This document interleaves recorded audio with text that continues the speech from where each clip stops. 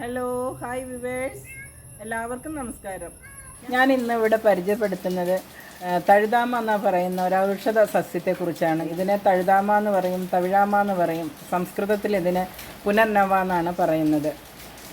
ഇത് നമുക്ക് തോരനുണ്ടാക്കാം, കറി ഉണ്ടാക്കാം, ഇതും കൊണ്ട് അങ്ങനെയെല്ലാം ചെയ്യാം. ഒരുപാട് ഔഷധ ഗുണങ്ങൾ, എണ്ണിയാൽ തീരാത്ത അത്രയും ഔഷധ ഗുണങ്ങളുള്ളൊരു സാധനമാണ് ഈ തഴുതാമ എന്ന് പറയുന്നത്. ഇതാണ് ഒരു രണ്ട് ടൈപ്പുള്ള തഴുതാമയുണ്ട്. ഒന്ന് വെള്ളത്തണ്ടാണ്, മറ്റേത് ഒന്ന് ചുവന്ന തണ്ടായിരിക്കും. ഇത് വെള്ളത്തണ്ടാണ്, കണ്ടോ. ഇത് വെള്ളത്തണ്ടുള്ള തഴുതാമയാണ്. ഇത് നമ്മുടെ പറമ്പിൽ ധാരാളമായിട്ട് ഉണ്ടായിട്ടുണ്ട്. ഞാനപ്പോൾ ഗുണം എന്ന് പറഞ്ഞാൽ ശരീരത്തിൻ്റെ നീർക്കെട്ടിനെ കുറയ്ക്കാൻ ഇത് ഏറ്റവും നല്ല ഒരു കണ്ട മരുന്നാണ്, ഔഷധമാണ് പുനർനവ അഥവാ തഴുതാമ.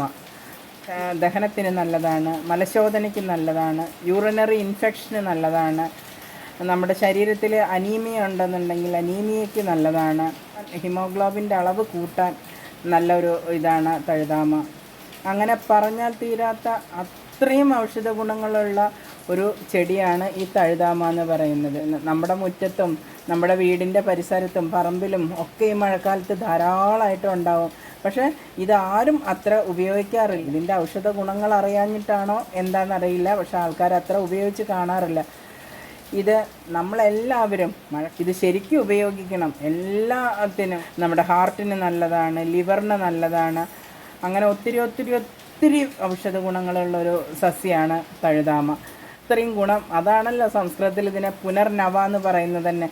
പുനർനവ എന്ന് പറയുമ്പോൾ തന്നെ അതിനകത്ത് അർത്ഥങ്ങളുണ്ടല്ലോ. നമ്മുടെ ശരീരത്തിന് പുനർജീവൻ നൽകുന്നതാണ്, ശരീരത്തിലെ കോശങ്ങൾക്കെല്ലാം.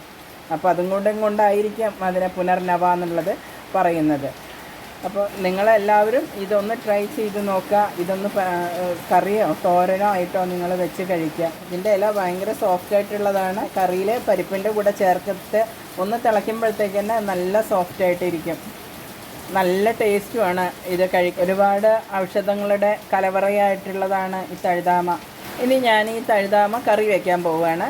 അപ്പോൾ ഇതിൻ്റെ ഓരോ ഇലയെല്ലാം നമ്മളിങ്ങനെ പിച്ചിട്ട് എടുത്തിട്ട് നമുക്ക് വേണം കറി വയ്ക്കാൻ തുടങ്ങാൻ. ഇതിൻ്റെ തണ്ട് ചേർക്കരുത്, തണ്ടിന് ചെറിയൊരു ചൊറിച്ചിലുണ്ടായിരിക്കും. ഇല മാത്രം പിച്ചി എടുക്കുക. ഇതാ, ഇനി നമുക്ക് പരിപ്പ് ചേർത്ത് സാദാ മുരിങ്ങ കറി വയ്ക്കുന്ന പോലെ വയ്ക്കാവുന്നതാണ്. ചെറുപയർ പരിപ്പ് ഇതാ വെന്തു, കറക്റ്റ് പാകമാണ്. മഞ്ഞൾപ്പൊടി ഇടുക, മഞ്ഞൾപ്പൊടി, മുളക് പൊടി, കുറച്ച് മുളക് പൊടി ഇട്ടാൽ മതി, പെട്ടെന്ന് പിടിക്കുന്നതാണ്. ഇതാ ഒരു ചെറിയ തക്കാളി, 2 വെളുത്തുള്ളി ചതച്ചതും അതും കൂടെ ഇടുക അതിൻ്റെ കൂട്ടത്തിൽ. അപ്പോൾ ഇതാ നന്നായി തിളച്ചു ഇടുക. എന്താ തഴുതാമ നന്നായിട്ട് അരിഞ്ഞതാണ്, കണ്ടോ. ഇതേപോലെ അരിയുക, നന്നായി കഴുകിയിട്ട് അരിഞ്ഞതാണ്. ഇത് ഇടാം.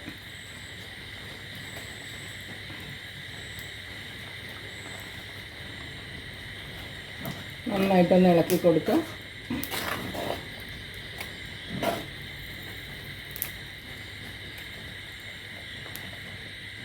ഇഷ്ടാനുസരണം നിങ്ങൾക്ക് വെള്ളം ചേർക്കാവുന്നതാണ്.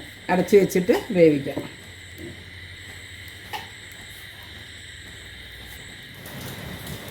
ഇതാ നന്നായി തിളച്ചു.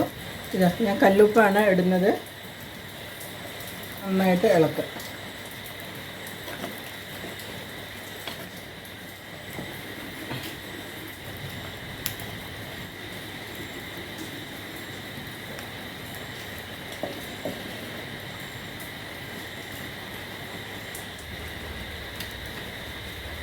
ഇറക്കി വയ്ക്കുകയാണ്.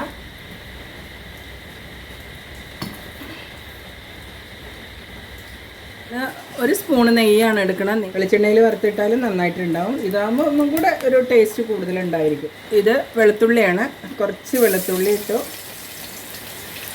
ഇത് ചെറിയുള്ളി അരിഞ്ഞു വെച്ചതാണ്, അത് വെക്കും. ഒരു ബ്രൗൺ കളറ് വരുന്ന സമയത്ത്, ആ ഒരു മൂത്തതിൻ്റെ നല്ല മണം വരും. ആ സമയത്ത് നമുക്കിത് വാങ്ങിച്ചതിലേക്ക് കൊട്ടാവുന്ന. ഇപ്പം ഞാൻ താളിച്ചിടാണ്, എടുക്കുകയാണ്.